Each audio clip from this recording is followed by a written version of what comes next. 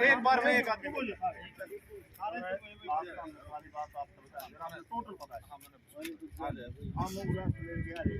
पूरा ये आया था भाई साहब पूरा कितना हमने के सीएम का मतलब आज एक तो जीत नहीं आया साहब न 3 दिन 4 दिन बाद ऑर्डर करती तो प्राणा हम लोग की बात है ठीक है हां उन्होंने तो आपको बताया जाएगा फिर ग्रीन बेल्ट करने के लिए लैंड्री उसमें से मिट्टी से उठा ली ग्रीन बेल्ट में हर चीज का महकमा है वो हर चीज वहां अपनी जहां भी देख लो कंप्लेंट दो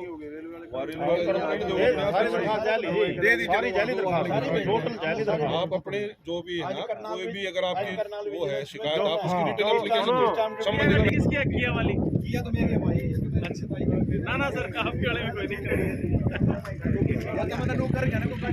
अरे ना सर ऐसी कोई बात नहीं है आपकी गाड़ी में लेकर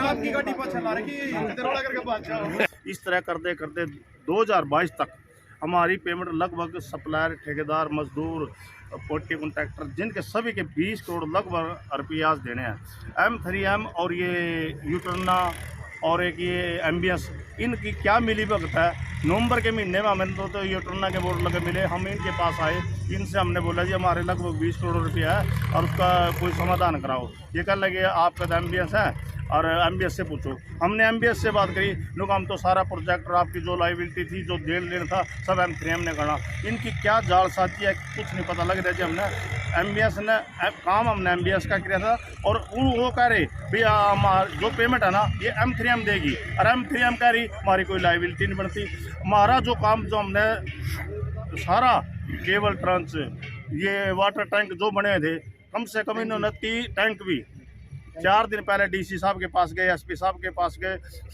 सदर थाना सेक्टर 13-17 में भी गए हम उन्होंने भी लिखित में ऑर्डर करे भी ये पुराना काम जो इनका जब तक इनकी पेमेंट ना हो जब तक रोका जाए इन्होंने नहीं रोका जी हम यहाँ आते हैं तो 2-4 बाउंसर रख रखे हैं इन्होंने वो बाउंसर आके हमारे को धमकाते हैं आपके खिलाफ मुकदमा कर देंगे आपको रास्ते मरवा देंगे पता नहीं क्या क्या धमकियाँ देते हैं। कितने लोग हैं जिन्होंने काम किया या पैसा लेने कंपनी से? इसमें कम से कम 200 परिवार है सर 200 परिवारों ने इसे अभी आप छोटे पेटी कॉन्ट्रैक्टर लेबर ठेकेदार सभी कम से कम 200 परिवार हैं इससे जुड़े हो सर। कब से पैसा ये 2014 से लेकर 2022 तक की पेमेंट है सर।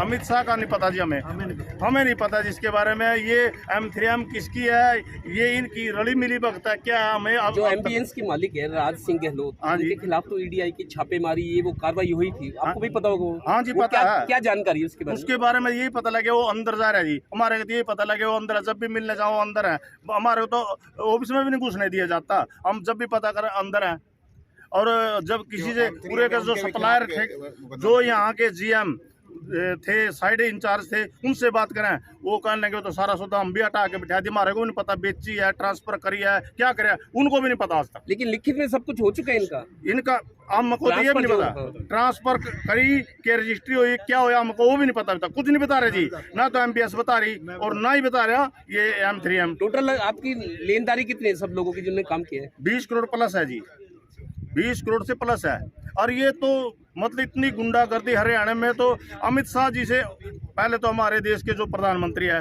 नरेंद्र मोदी जी, वो इतना विकास कार्य भ्रष्टाचार को खत्म करना चाह रहे हैं। हम तो उनसे भी एक रिक्वेस्ट करें, जो भ्रष्टाचार TDI में और MBSCT में हो रहा है, अगर इसकी अच्छे से जांच हो जाए ना, तो इसमें इतना भ्रष्टाचार, इतना फ्रॉड है कि जिसका कोई हिसाब नहीं है। और मैं श्री अमित शाह गृह मंत्री जो हमारे भारत सरकार के हैं, उनसे भी एक रिक्वेस्ट कर रहा, इन गरीब परिवारों को 200 परिवारों को आत्महत्या जो करने पे मजबूर है, इनको बचाया जाए, इनकी पेमेंट दिलवाई जाए। हमारे जो प्रदेश के मुख्यमंत्री है, बहुत ही ईमानदार मुख्यमंत्री हैं, उनसे भी हमारी रिक्वेस्ट है कि 200 परिवार है जो, इनको बचाया जाए और इनकी पेमेंट दिलवाई जाए। जो इसमें जो गैर कानूनी काम करें, उनके खिलाफ कानूनी कार्रवाई की जाए। हम अनिल विज साहब से भी यही रिक्वेस्ट कर रहे, DC साहब से भी, SP साहब से भी, और हमारे जो संजय भाटिया जी हैं, हम उनसे मिले।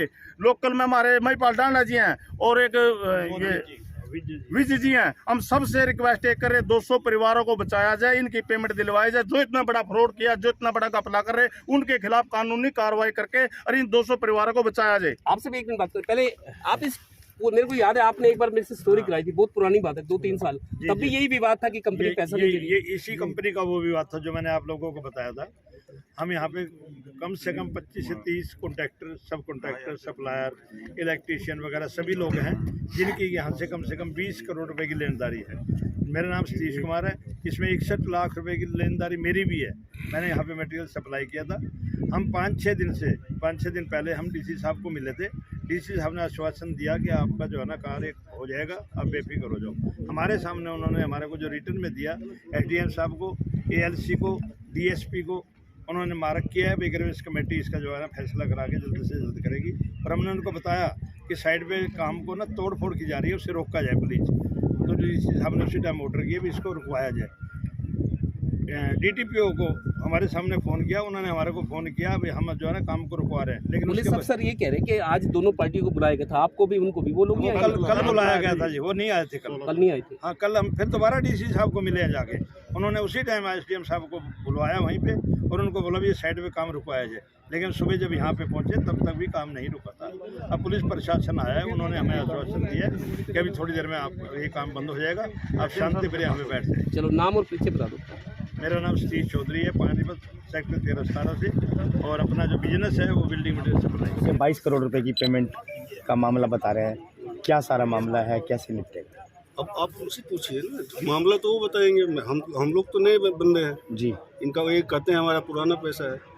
अब ये जाने, एम्बियंस जाने, हमें क्या पता इस चीज़ का? एक्चुअल हमें नहीं पता है ना चीज़ जी, हमें एक्चुअल चीज़ नहीं पता है। जब अभी आपकी कंपनी ने टेक ओवर किया है, बता रहे हैं, ऐसा बता रहे हैं कि इसी ज़मीन पे, इसी प्रोजेक्ट पे लगा जिस प्रोजेक्ट पर आप काम कर रहे हैं। सर मैं क्या कर रहा हूँ, आप पिछली कंपनी में क्या हुआ क्या नहीं हुआ मैं नहीं बता सकता इस चीज़ को, आप समझे इसका जी। उनका क्या लेना देना है, उनके क्या बिल हैं, क्या काम नहीं किया काम, सारी चीज़ें तो उनको पता है ना। मैं नया बंदा हूँ इस साइड, मुझे क्या पता पिछली कंपनी में क्या काम किया इन्होंने, काम हुआ पड़ा साइड पे। आपने पिछली कंपनी से ये प्रोजेक्ट लिया था तो आपने जांच नहीं करी इसके पैसे रह रहे हैं कि नहीं रह रहे? ये तो मैनेजमेंट बताएगी, मैं नहीं बता सकता। कौन है सर कंपनी के मालिक? मालिक हमारे बंसल बंधु। चलिए अपना नाम और पद बता दीजिए। मैं CP नायक, GM प्रोजेक्ट। कुछ दिन पहले कुछ ठेकेदार आए थे, उन्होंने कहा था कि भाई हमने जो यहाँ एम्बियंस कंपनी थी उसमें कंस्ट्रक्शन का काम किया था और जो उस कंपनी ने इनकी पेमेंट नहीं करी, पेमेंट करीब ये 20 करोड़ के करीब बता रहे हैं, पेमेंट हुई नहीं है। और जो एम्बियंस कंपनी है उन्होंने इस लैंड को आगे M3M कंपनी को बेच दिया जी। और जो M3M कंपनी है जो उनके द्वारा जो किया हुआ काम है उसको तोड़ रही है। तो ये कह रहे हैं कि अगर वो काम अगर वो हमारा किया हुआ काम अगर वो तोड़ देंगे तो हमें पेमेंट नहीं मिलेगी। तो इस कंप्लेंट में हमने जो है 3 पक्ष थे, जो M3M वाले भी और जो एम्बियंस कंपनी थी और ठेकेदार, इनको समय दिया था। ये समय बुधवार को इन्होंने कहा था कि हम तीनों आके अपना पक्ष रख देंगे जी। लेकिन आज जैसे ठेकेदारों को पता चला कि भाई M3M कंपनी है जो यहाँ पर उनकी जो द्वारा किया हुआ जो कार्य है उसको डिस्ट्रॉय कर रही है, डिमोलिश कर रही है, तो ये यहाँ इकट्ठे होकर आ गए। तो जैसे हमें सूचना मिली तो हम पुलिस बल के साथ यहाँ मौके पर आए। वैसे शांति बनी हुई है और इस पर अभी जो SDM साहब है उनके भी संज्ञान में है मामला, DC साहब के भी संज्ञान में मामला है और इसका जल्दी समाधान निकाल लिया जाएगा।